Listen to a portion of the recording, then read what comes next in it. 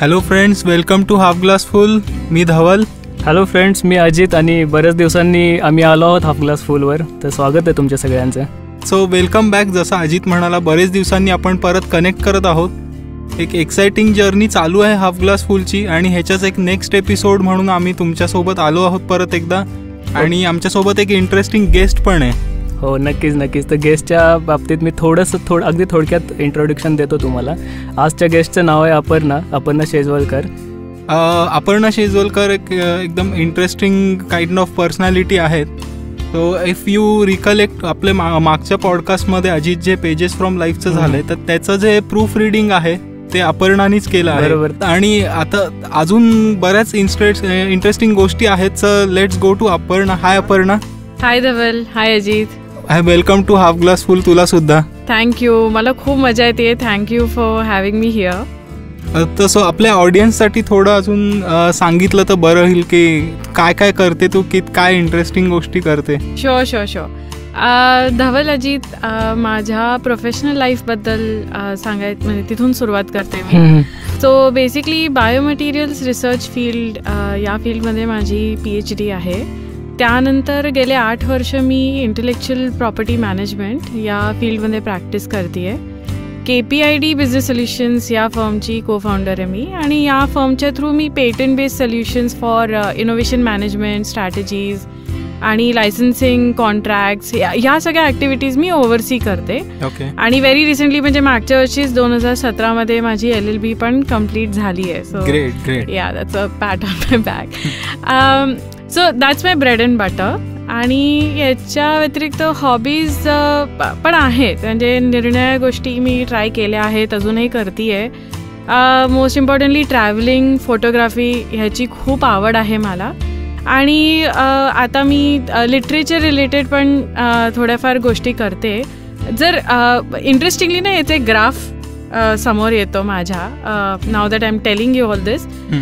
2012पर्यंत ना my focus was solely on travel आणि photography. म्हणजे मी 8 देश बघितले आहेत आणि अनेक सिटीज झाल्या आहेत बघून.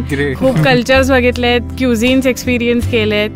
आणि आपण एवढं छान काहीतरी बघतो, तर त्याच्यामुळे मला ती म्हणजे त्या आठवणी जपण्याकरता म्हणून फोटोग्राफीची पण आवड निर्माण झाली.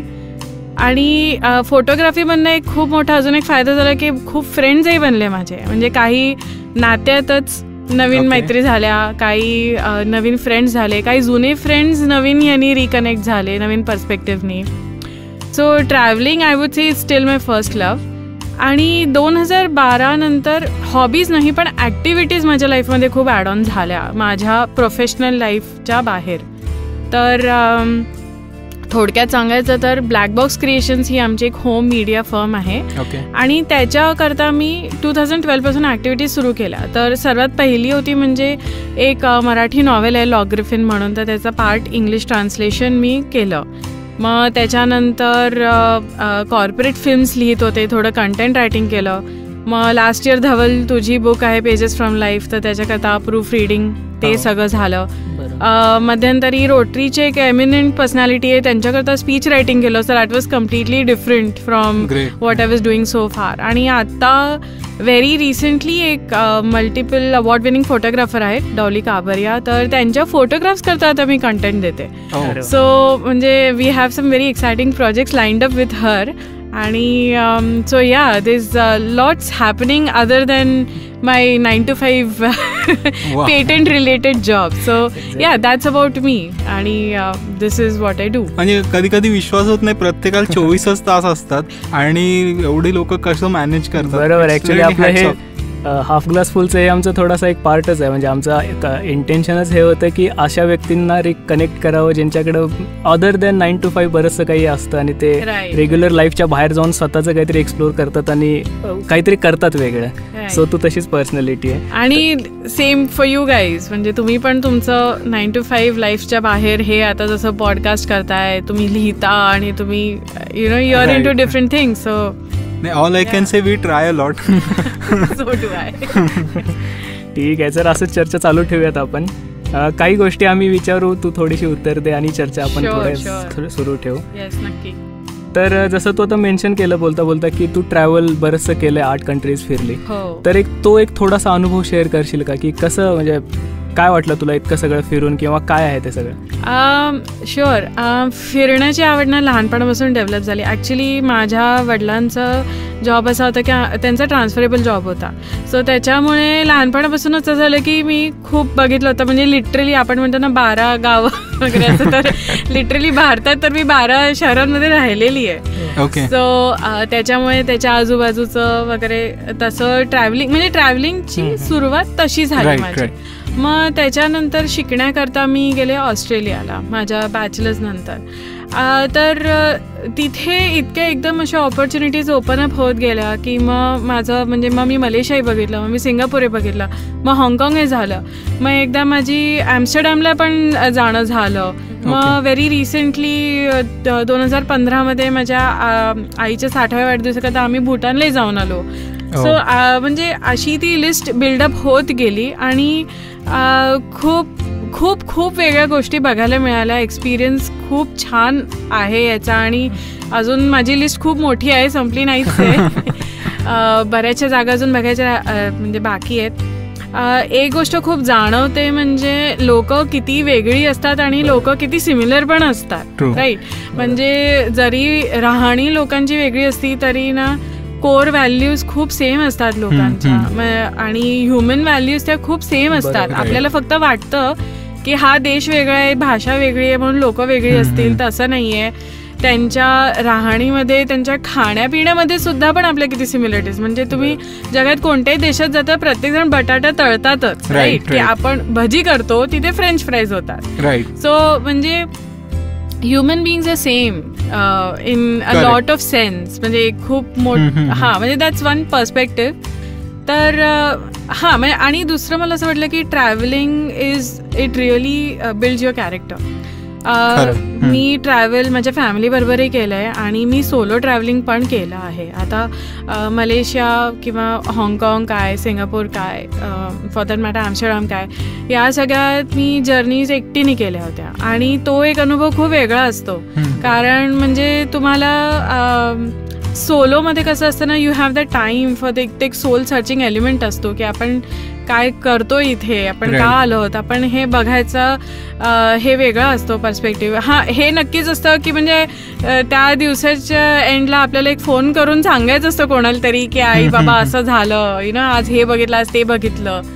पण ते एकटीने एक्सपिरियन्स करणं पण तेवढंच महत्वाचं होतं travelling. This is really quite interesting. कारण की तू जेव्हा म्हणते ना लोक किती वेगळी असूनही सिमिलर असतात, दिस काइंड ऑफ बॅफल्स मी. कारण की मी जर असं विचार केला ना, विदिन इंडिया पण तुम्ही नुसते स्टेट चेंज केलं तर इतकी डायव्हर्सिटी आहे, right from language to cuisine to maybe काय म्हणतात त्याला क्लोदिंग हे प्रेफरन्सेस, आणि हे इंटरेस्टिंग मिक्सचर आहे. So maybe what we can see is core human DNA म्हणतात किंवा कोर व्हॅल्यूज असतात. व्हॅल्यू सिस्टम जी असते तर ती म्हणजे बरीच कन्सिस्टंट आहे, बरीच कन्सिस्टंट आहे. And what I stress always on is having multiple perspective, and I think travel brings that up, right? Absolutely, absolutely. म्हणजे तुमचे ना आयडियाज खूप ओपन होता आणि तुमची रिजिडिटी जाते, तुमचा ऍक्सेप्टन्स वाढतो.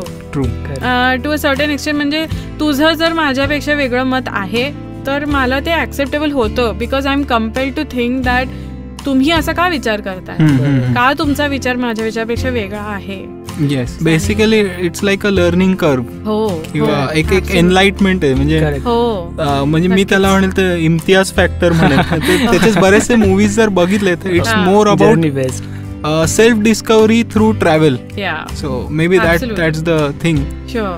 आणि आता आपण ऍक्च्युली थोडं आर्ट अँड लिटरेचर कडे वळूया. सो इतके व्हेरिड समजा प्रोफाईल आहे, तू ट्रॅव्हल करते, तू जे तुझं परस्यू केलंय, तू PhD झालंयस, तुझं हे लॉ परस्यू केलंयस, हे सगळं, आणि ह्या सगळ्यामध्ये आर्ट अँड लिटरेचर कसं आलं अचानक? वाचनाची आवड मला लहानपणापासूनच आहे. थँक्स टू माझे आई बाबा, माझे आजोबा, खूप आवड आहे वाचनाची. आणि थोडं फॅमिलीमध्ये आधीपासूनच आर्ट आणि परफॉर्मन्स ओरिएंटेड गोष्टी होत्या. माझे वडील थिएटरमध्ये होते आणि आता my husband is also into theatre आणि तो स्वतः लिहितो. आणि नॅचरली म्हणजे मला इन्स्पिरेशन करता फार लांब नाही बघावं लागलं. आणि इनफॅक्ट तो एक एन्व्हायरमेंट पण माझ्या आजूबाजूचा एनकरेजमेंटचाच होता. आणि लकीली सो मला अशी इच्छा झाली की आपण असं हे का ट्राय नाही म्हणजे करत आहोत असं खूप वाटलं मला. ब्लॅक बॉक्स क्रिएशन्समुळे तो प्लॅटफॉर्मही तयार झाला आणि माझ्या त्या ॲक्टिव्हिटीजही स्ट्रीमलाईन झाल्या. म्हणजे rather than blindly dabbling into things मला एक फोकस मिळाला की असं का नाही करायचं. आणि त्यातनं मी खूप शिकले. म्हणजे फॉर एक्झाम्पल ट्रान्सलेशनचं सुरुवात जेव्हा झाली तर मला वाटलं की म्हणजे करू ना आपण, म्हणजे आपलं मराठी येतं, आपल्याला इंग्लिशही येतं, जमेल हे आपल्याला. सो ट्रान्सलेशन इज लाईक आपण मराठीत म्हणतो ते अनुवादन, की that is English to Marathi. मी मराठी टू इंग्लिश केलं होतं. ओके. मराठी नॉवेल होती आणि त्याचा एक पार्ट मी इंग्लिशमध्ये करून दिला होता. तर तेही खूप म्हणजे it was a learning experience for me की it is not as simple as की आपल्याला 2 भाषा येतात तर आपण ते ट्रान्सलेट केलं, तसं नाही आहे. तर मग ट्रान्सलेशन केलं तर आता काय नवीन करायचं. मग ठीक आहे why not try corporate films की त्याचे काय ऑफर्स झाल्या. Okay fine under some guidance, with guidance obviously and with help. तर ते पण केलं. म्हणजे हळूहळू तो कॉन्फिडन्स बिल्डअप होतो आणि then you start looking for a new different challenge to try की काय करू आता. बरं, तुझं पुस्तक आलं म्हणजे एक बार असं होतं की मला समोरच्यालाही वाटतं की विचारायचं अगं हे करशील का, why not so you have to find time for it. You because you love it, you do it. आणि मोस्ट इम्पॉर्टंटली मला ह्या गोष्टीची जाणीव झाली की जे एक तुमचं रुटीन लाईफ असतं ना त्याच्यातून तुम्हाला ब्रेक मिळतो. बरोबर. आणि it is equally intellectually stimulating. असं नाही की तुम्ही काहीतरी माइंडलेस जॉब करताय. राईट. म्हणजे in fact you using some other part of your brain. आणि पण इट्स म्हणजे ती खूप मजा येते. It's relaxing. Exactly. It is relaxing, challenging, everything at the same time. बरं, मी ना थोडं मागाच्या टॉपिकला रिकनेक्ट करतो ट्रॅव्हलशी. जसं की तुझं वाचन तर अफाट आहेच आहे, तर तुला काय वाटतं की एक travel is equal to 10 books और समथिंग असं असू शकतं का? हो. म्हणजे एक प्रवासाचा अनुभव हा खूप साऱ्या वाचनातनं मिळणारा अनुभव असू शकतो का? नक्कीच. ओके. नक्कीच. थोडं तुमच्या म्हणजे तुम्हाला तसे अनुभव घडवता आले पाहिजे. म्हणजे थोडं तुम्ही तुमचे ट्रॅव्हल्स तसे प्लॅन करू शकता. म्हणजे नॉट नेसेसरीली की तुम्ही दरवेळी कोणत्या तरी नवीन जागेवर जा. तुम्ही आधी गेलेल्या जागेवरती पण जाऊन काहीतरी जर तुम्ही नवीन ट्राय केलं देन येस. पॉइंट इज की तुम्ही पुस्तक वाचा काय किंवा तुम्ही ट्रॅव्हल करा काय, तुम्ही काहीतरी नवीन करा. म्हणजे एक ना खूप छान वाक्य मी मागे वाचलं होतं की you can't always be learning. म्हणजे लर्निंग कर्ववरती असा, पण you can't be learning the same thing over and over. Right. So learn something new every time. That is the point. बरं ठीक आहे. आणि इतकंही म्हणजे फिलॉसॉफिकली जर समजा leave that thought aside, you should be able to have fun. Right. So even to have fun you need to do something new. So both things. So absolutely म्हणजे travel gives you more opportunities, more things to do. पुस्तकं कसं असतं ना की म्हणजे जसं पुस्तकात असतं ना की आता काय होणार आहे, राईट, तो जो सस्पेन्स असतो ना, I think that quadruples in a travel. तो लेखकानं जितका प्रवास घडवलाय त्या पुस्तकामध्ये तितकीच आपली जर्नी पुस्तकात होईल. पण इथे म्हणजे एक्झॅक्टली इथे म्हणजे तो किती पटीने मल्टिप्लाय होऊ शकतो की पुढे काय सस्पेन्स आणि आज काय करायचं वगैरे. सो या आय अग्री विथ यू की ठीक आहे. जसं बरंचसं काही मेन्शन केलं तू मगाशी की लॉज रिलेटेड किंवा तुझे स्टडीज आणि याच्या, तर थोडासा एक वेगळा माझा प्रश्न असा होता की जसं आजकाल आपण बरंच ऐकतो की फ्रीडम ऑफ स्पीच आणि हे बरंच आपल्या देशात सुरू आहे, तर हे ह्या इंटरनेटच्या युगात किती मॅटर करतं आणि तुझा पर्स्पेक्टिव्ह, तुझं मत काय या बाबतीत? Freedom of expression is very important, very very important. It is the essence of being a human being, right, because we have the ability to express. That is what that's म्हणजे आपण आणि प्राण्यांमध्ये हा फरक आहे, right. So freedom of expression आणि आपल्याला constitution हा राईट देतोय. प्रॉब्लेम कुठे आहे तर even in an ideal scenario, म्हणजे आजचं सोशल मीडिया जरी बाजूला ठेवला ना तरी आपण 100% फ्रीडम ऑफ एक्सप्रेशन एक्सरसाइज करू शकतो की नाही हा एक क्वेश्चन मार्क असतो. Right right. सिम्पल रिझन की आपण सोशल ॲनिमल, तर आपण कधी आयसोलेटेड जगत नाही. पण आत्ताचा प्रॉब्लेम वेगळा आहे की फ्रीडम ऑफ एक्सप्रेशन मुळात ती जी एक ऍक्टिव्हिटी ना त्याच्यात सेन्सरशिप खूप आणि ओपननेस एवढा नाही आहे. म्हणजे मला जे म्हणायचंय ते तुम्हाला दोघांना पटेलच याची खात्री नाहीये, पण तुम्ही त्याच्यात काय रिॲक्ट व्हाल ह्याची पण गॅरंटी नाही आहे. राईट. सो जो मला फ्रीडम ऑफ एक्सप्रेशन वाटतो की मला माझं मत द्यायचंय, तर तुम्हालाही ते फ्रीडम ऑफ एक्सप्रेशन वाटतं की तुम्हालाही त्याच्यावरती काउंटर ओपिनियन द्यायची आहे. थोड्या गोष्टी ना तिथे लाईन्स खूप ब्लर होत आहेत, कारण लोकांना ना सेन्सरशिप आणि ट्रोलिंग याचा कदाचित डिफरन्सिएशन जमत नाही. बेसिकली अग्रीइंग टू डिसअग्री जो फॅक्टर म्हणतात ना, तिथे जरा गडबड आहे. And the thing is freedom of एक्सप्रेशनचा एक असं स्वीट स्पॉट असं मला वाटतं की everyone acknowledges there should be freedom of expression, but nobody is sure where the line should be drawn. Exactly. Freedom of expression for, let's say, Aparna could be something else than what can be defined by Dhaval or Ajit. Absolutely. Easiest thing to do right now is be offended. I think तू हे tweet केलं होतं. I think that was one of my tweets. म्हणजे freedom of speech म्हणजे तुमचं जे काही तुम्हाला दिलं गेलंय ते तुम्ही कसंही वापरा, असा पण थोडाफार थोडंफार ट्रोलिंगच्या भाषेत आपण बोलतो. म्हणजे असंही आता की एक्सेप्टन्स तर नाहीच आहे, पण म्हणजे रिसिव्हिंग सुद्धा नाही. म्हणजे मी ऍक्सेप्ट करतो तुझे आर्ग्युमेंट हे ते विसराच, पण मला ऐकायचं पण नाही तुम्हाला काय म्हणायचं इथपर्यंत. म्हणजे ओपननेस नाहीये. राईट. तर आय थिंक की कुठेतरी ना तो एक अवेअरनेस आला पाहिजे. म्हणजे असंही नाही की ठीक आहे तुम्हाला कॉन्स्टिट्यूशनने राईट दिलाय म्हणून तुम्ही वाटेल ते बोला, तसं नाही. काहीतरी इन्साइटिंग बोला, तसंही नाही. सो या in that perspective I feel की ओपननेस जरा लोकांचा खूप कमी पडतोय. या बाबतीत आपण प्रोग्रेस तर करतच नाही आहोत, पण आपण maybe we are going in 18th century probably in terms of की मे बी 18th century मध्ये जास्त प्रोग्रेसिव्ह असतील. बरोबर आहे ना. इव्हन कसं आहे ना की the answer to an art which is offending to you should also be an counter art. Exactly. So nobody has stopped you from, if you don't like a book or a movie, nobody has. Yes, you can, and you can criticize it, but at least give a good reason. Right. नाही, तो outrage जास्त होतो criticism. हा थोडासा प्रकार जास्त होतो. So I feel की थोडं लोकांना अवेअरनेस, ओपननेस जरा वाढवलं पाहिजे. का समोरचा असं म्हणतोय हे थोडं समजून घ्या. किती तुम्हाला तुमच्या लाईफवर त्याचा इम्पॅक्ट, कुठलं दुसरीकडचं तुम्ही इथे रिलीज करू नका. राईट. तुझं एखादं फेवरेट बुक किंवा ऑथर बद्दल सांगितलं असतं?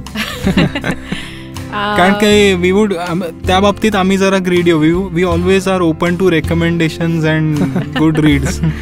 मग एक तर phantom of the opera book पण चांगली आहे. ओके. मग I will recommend also Shivaji Sawant यांची मृत्युंजयंचं आहे. राईट. वाचलंय का तुम्ही ते? म्हणजे तू अग्री करशील की म्हणजे इट्स अ मास्टर. नक्कीच. आणि मला ते का आवडतं, कारण कर्णची गोष्ट आहे. आपल्या सगळ्यांना कर्णची गोष्ट माहिती, कारण आपण लहानपणापासून महाभारतच ऐकतो. Right. I don't think this any child in this country who has not heard Mahabharat. पण या पुस्तकाचं म्हणजे वैशिष्ट्य हे आहे की तीच गोष्ट 6 लोक सांगतात. कुंती सांगते, कर्ण सांगते, विरशाली त्याची बायको सांगते, शोण त्याचा भाऊ सांगतोय, दुर्योधन सांगतो, श्रीकृष्ण पण सांगतात. आणि एकच घटना असते ती तुम्हाला 6 पर्स्पेक्टिव्हनी दिसते. नुसतं तेवढं नाही, लिहिलं इतकं सुंदर आहे की तुम्हाला तुमचा पर्स्पेक्टिव्ह तयार करायला पण स्कोप आहे की मलाही असं वाटतं. सो धवल तू लिहितोस म्हणून you can understand what I am saying की 6 लोकांच्या पर्स्पेक्टिव्हनी गोष्ट लिहिणं किती अवघड आहे एका लेखकाकरता. हे खूप टफ आहे आणि तेही इतकंच उत्कृष्ट. सो म्हणून मी म्हणेन की मृत्युंजय नक्की वाचा. खूप सुंदर आहे ते. That is one. The other book I will recommend is की ती पण थोडी टफ बुक आहे, is Gone with the Wind, Margaret मिचेलची. सो ही अमेरिकन सिव्हिल वॉरच्या टाइमचं म्हणजे ती स्टोरी आहे, फिक्शनच आहे. टफ इन द सेन्स की द लँग्वेज इज थोडी ओल्ड लँग्वेज आहे, डिटेल्ड थोडं पुस्तक आहे. It's a very thick book. So that's a very good book. आणि one final book I'll recommend is Eric Segal यांची प्राइजेस म्हणून आहे. It's a very simple book. It's about 3 scientists आणि their journey towards winning Nobel Prize.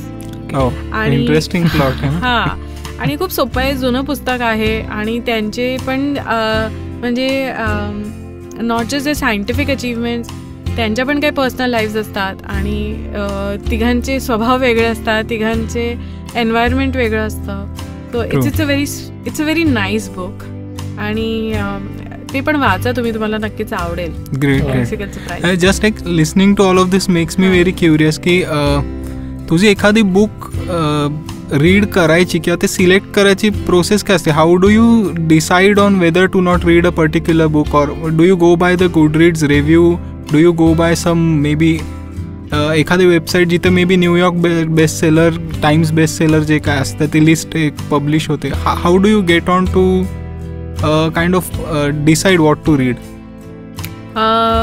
Yeah, Goodreads plays a very important part. Okay, no, before you answer, why I'm asking this, because की आजकाल आहे ना वेळ खूप limited झालाय लोकांकडे. हो. So already most of what I call it as a digital distraction, it encompasses almost more than half of your life, right?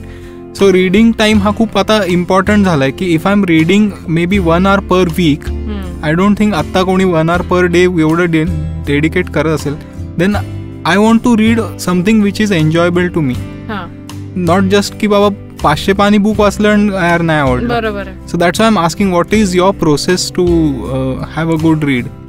2 words, historical fiction. म्हणजे हे मला खूप आवडतं.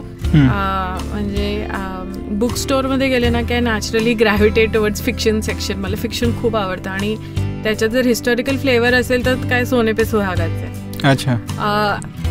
मला त्या स्टोरीज खूप आवडतात. So naturally that's what I pickup.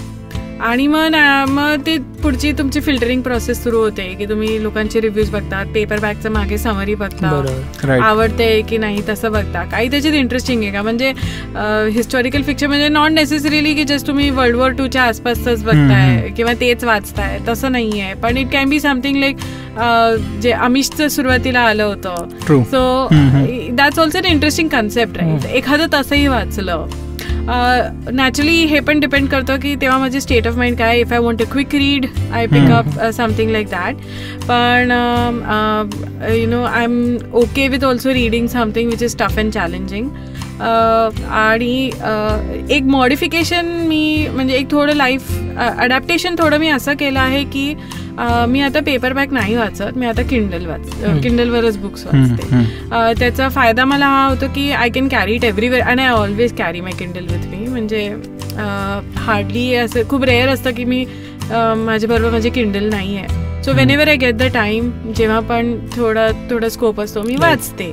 पण डोंट यू फील लाईक की एक मे बी झोन किंवा मूड किंवा असं आपण असतं ना की एका घराच्या कोपऱ्यात मस्त बुक घेऊन बसलोय, सम स्नॅक्स ऑर कॉफी, म्हणजे तू जसं म्हणते जेव्हा जसा वेळ मिळेल, do you always successfully get into that reading mode और झोन, का आता म्हणजे झाली सवय तसं? आता ती सवय झाली आहे. पण हा म्हणजे एखादा दिवस असा नक्कीच असतो की आज इतकं सही वातावरण आहे की आज मी फक्त पुस्तक वाचणार आहे. आणि like you said, you know, then you just sit in one corner आणि you know you plan your entire day is just reading a book. There is nothing else planned. खूप रेअरली पण हे दिवस मिळतात. So I look forward to those days. पण आता मला खूप ही सवय म्हणजे झाली आहे की मला वेळ मिळेल तसं मी वाचते. पण at least I have made it one rule, I do not sleep before reading. So एक तरी चॅप्टर वाचूनच झोपते मी, नाहीतर मग म्हणजे ते इनकम्प्लीट वाटतं, तुमचा दिवस संपला नाही मला असं वाटतं. बाकी आता वाचन वगैरे इतकं तुझं आहेस तर एक थोडासा जो त्याच्या थोडा एक स्टेप पुढे मी जातो. कधी तुला काही लिहावंसं नाही वाटलं का, किंवा maybe you are already on to something, would you like to share some thoughts on that? Long ago, in like really long ago, this कॉलेजमध्ये लिहायचे तेव्हा कविता वगैरे करायचे मी आणि कॉलेजचे वॉलची एडिटर वगैरे पण होते. नंतर लिहिण्याचं सुटलं. आता इच्छा होते लिहिण्याची आणि एक प्रोजेक्ट आहे इन प्रोग्रेस. जसं मी सांगितलं की डॉली काबरे यांच्या फोटोजबरोबर मी जरा कंटेंट रायटिंग करणार आहे. हा खूप एक चॅलेंजिंग असाइनमेंट असणार आहे माझ्याकरता, कारण एका ठिकाणी फोटो असणार आहे आणि त्याच्यासमोर एक टेक्स्ट असणार आहे त्याच्याबरोबर. आणि जर असं बघितलं तर visually photo is more appealing to people than the text, right. So ही खूप चॅलेंजिंग गोष्ट असणार आहे माझ्याकडे की to make the text equally challenging और equally appealing as not challenging sorry equally appealing as the photograph itself. तर आता ती प्रोसेस माझी सुरू झाली आहे की how to prepare for it. आणि थोडं रिसर्च त्याच्याकरता आता मी सुरू केलं आहे की जे आम्हाला करायचं आहे त्या प्रकारची काय पुस्तकं अवेलेबल आहेत, म्हणजे how to differentiate us from the others and how to नवीन, म्हणजे सब्जेक्टही असा आहे की तो नवीन काही सब्जेक्ट नाही आहे, पण त्याला आम्ही नवीन पद्धतीने कसं प्रेझेंट करू शकणार आहोत हा एक माझ्यासमोर चॅलेंज असणार आहे. मग टेक्निकल रायटिंग मी बरंच केलं आहे ॲक्च्युली आधी, इन द सेन्स की ड्युरिंग माय PhD पब्लिकेशन्स माझे झालेले आहेत. आम्ही एका टेक्स्टबुक कथा चॅप्टर लिहिला होता, आता तो आम्ही परत लिहितोय, त्याची नेक्स्ट एडिशनची आम्हाला इन्व्हिटेशन आली. So technical writing have done, but this is going to be completely different. कारण म्हणजे दॅट्स अकॅडमिक रायटिंग आणि this is something for entertainment आणि हे. सो अजून लिहिलं नाही आहे, पण या I mean it's in progress. Hopefully आपण जेव्हा नेक्स्ट टाइम भेटू तेव्हा I will be able to tell you more. This is म्हणजे you have literally tried your hand at everything that can be tried in maybe art लिटरेचरमध्ये म्हणा, निदान at least books आणि literature related. So I am kind of overwhelmed and equally jealous. Okay, मला ना actually असं विचारायचं होतं की म्हणजे माझे किंवा आपले कॉमन बरेचसे फ्रेंड्स असतात जे आर्ट्सला जास्त इन्क्लाइंड असतात, बरंचसं काही डेली रुटीनच्या बाहेर जाऊन करतात. रॅदर आपण त्याच पर्पजने एकमेकांना भेटतो ऑफिस आणि ह्या सगळ्या कामाच्या नंतर. पण ॲट द सेम टाइम त्यांना बऱ्याचशा गोष्टी माहीत नसतात ज्या लॉज पॉईंट ऑफ व्ह्यूनी आहेत. किंवा नेमकं मी एखादी सपोज मी म्युझिक करतो तर मी एखादं लिहिलं, मी एखादं कॉम्पोज केलं तर त्याचे राईट्स कसे मिळवायचे किंवा त्याच्यापासून त्यांची सुरुवात आहे. रॅदर यूट्यूबला अपलोड करताना त्याचे काही नियम आहेत किंवा जे सगळंच असं बऱ्याचशा गोष्टी आहेत. तर मला असं वाटतं थोडं आमच्या लिसनर्सना ह्या बाबतीत थोडंसं सांगशील का तू? शुअर. खूप चांगला पॉईंट आहे अजित तुझा. So basically I moved to Pune in 2012 आणि my husband Yogesh he is also writer, मी आता सांगितलं तसं. तर तो आणि त्याचं जे सर्कल आहे याच्यामुळे मी खूप आर्टिस्ट म्हणजे वेगवेगळ्या म्हणजे लिखाण, मग कोणी पेंटिंग करतं आणि काही लोक पब्लिशिंगमध्ये आहेत आणि म्युझिक कंपोजिशन, असे खूप लोक मला भेटतात. आणि एक गोष्ट खूप जाणवते मला असं की not everyone is aware about their rights, बरोबर. आणि ही खूप आता महत्त्वाची गोष्ट आहे, especially in the era of social media आणि इंटरनेट, की जिथे तुम्ही ब्लॉग्सवरही पब्लिश करताय, की तुम्ही म्हणजे फोटो ब्लॉगिंग आजकाल खूप असतं किंवा लोक रेसिपी रायटिंग भरपूर करतात. मग त्याच्यानंतर तुम्ही लाईक व्हिडिओज वगैरे पब्लिश करता, तुम्ही यूट्यूबवर टाकता.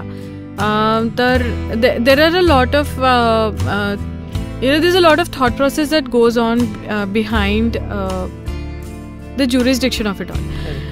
तर कॉपीराईट लॉ हा सर्वसाधारण हा प्रत्येकाला या बाबतीत तरी अप्लाय होतो.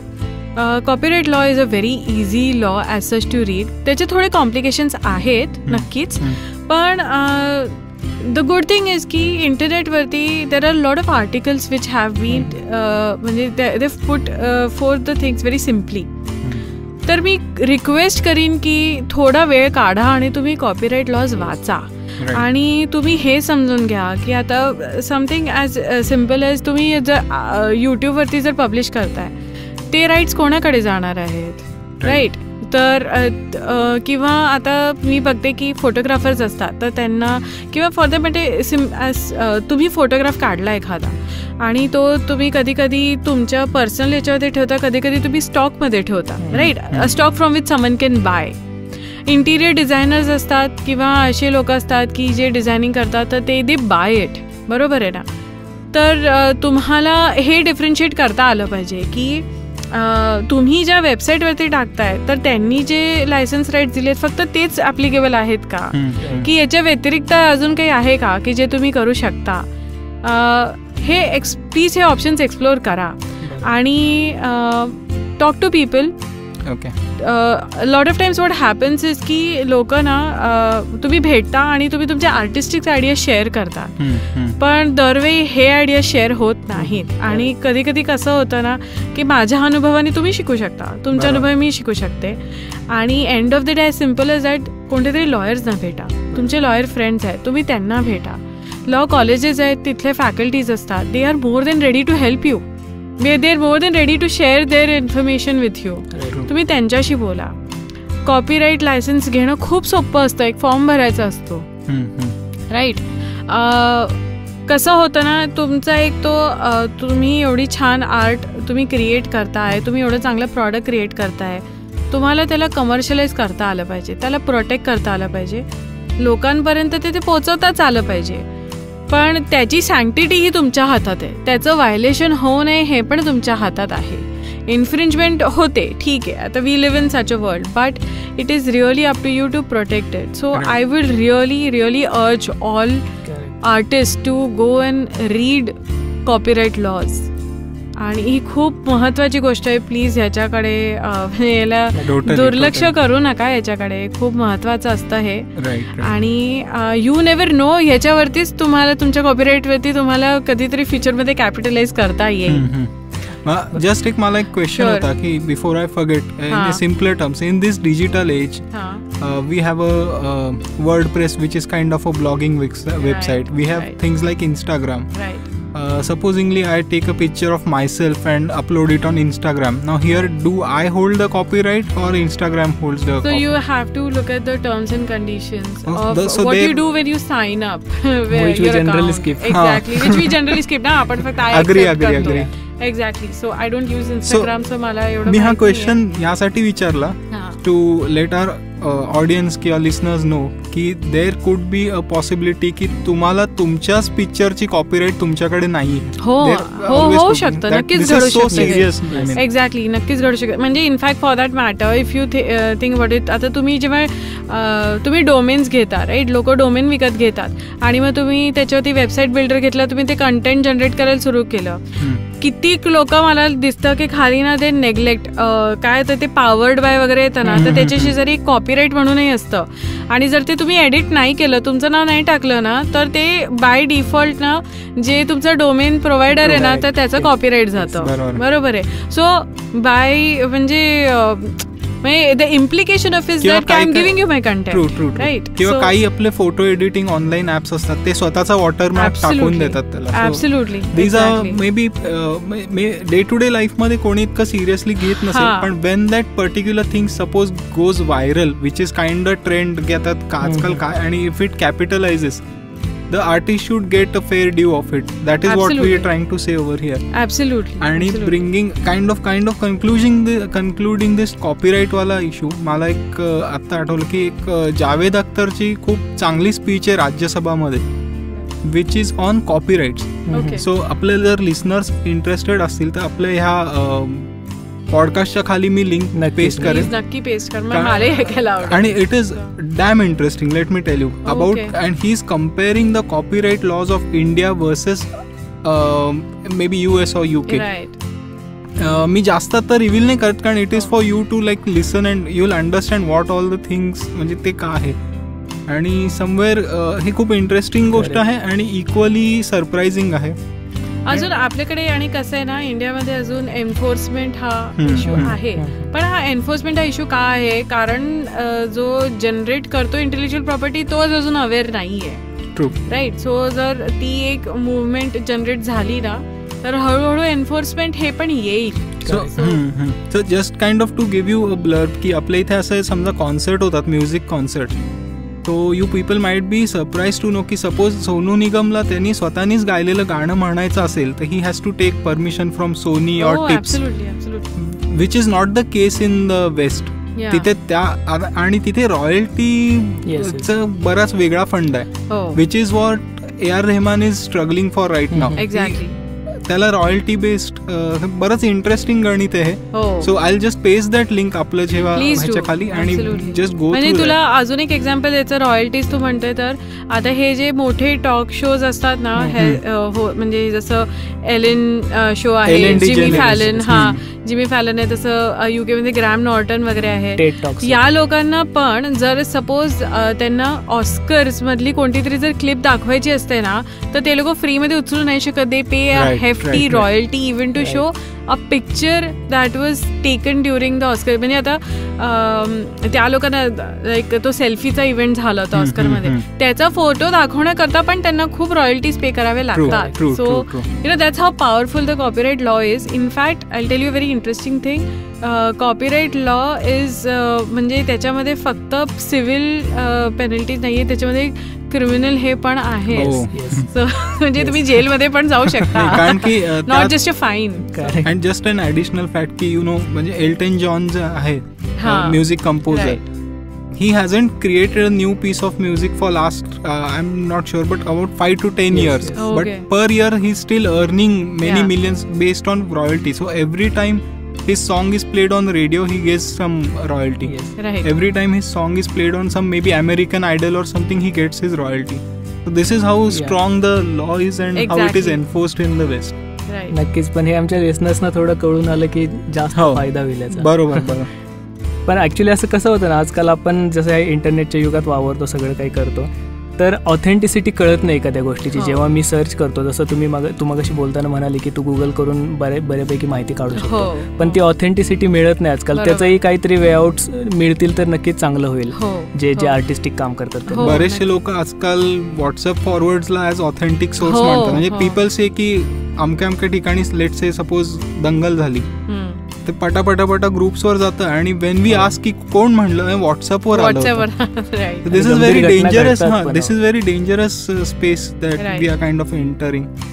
म्हणजे अशा बाबतीत आय फील की you know thank God then there are sources like म्हणजे you know other sources on internet की तुम्ही ते लगेच व्हेरीफाय करू शकता की whether the same thing is being said on the other places as well or not. So तेच एक एकदम अजित एकदम इंटरेस्टिंग कॉन्व्हर्सेशन झालं. आणि आता एक to wrap it up all, first of all thanks a lot Aparna. Thanks to you guys. One of the most enlightening sessions होतात आणि आर्ट, लिटरेचर, बुक्स हे आमच्या हार्टचे इतके क्लोज आहेत की आम्ही थरली एन्जॉय केलं. बट बिफोर कन्क्लुडिंग आमच्याकडे एक सरप्राईज म्हणजे थोडंसं rapid fire time. But this is rapid fire question minus the coffee hamper. Okay चालेल, ठीक आहे. सो रॅपिड फायर एक 5-6 क्वेश्चन्स आहेत. इट्स नक्कीच, why not. You have 2 options. Give it a go. ठीक आहे, सिंपल आहे. अच्छा, ऑप्शन्स देत आहे, मग सही आहे. तू काय चूज करशील ह्या नॉवेल्सच्या टाईप मध्ये, फिक्शन की non fiction? Oh fiction, any day. Actually तू मेन्शन केलंच मग. ओके, इंडियन ऑथर्स और others? Others, sorry but others. Stories की poems? Stories. Okay, an year without travel और एन ईयर विदाउट बुक्स? थोडं ट्रिकी आहे. थोडं हे खूपच ट्रिकी आहे. I can't choose. And now the most difficult one he's asked. Okay. आता अगदीच कॉमन प्रश्न आहे. ठीक आहे, तरी SR की सल्लू की आमिर? तिघही नाही. आता हॅम्पर असतं तर देऊन टाकलं.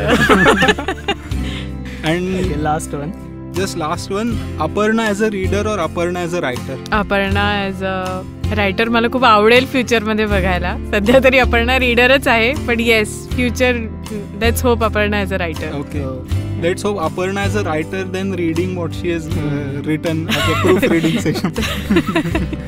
Okay, so let's wrap up this session ना.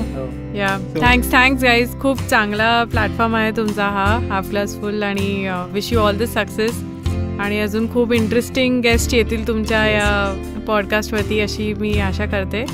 आणि मग परत मला एकदा बोलवा असं. Thanks a lot. आणि I am really hoping to work again with you Aparna for next. Please start writing soon. Yes, I am already. Let's see where it goes. Yeah, so good luck to you as well. Yes, thank you.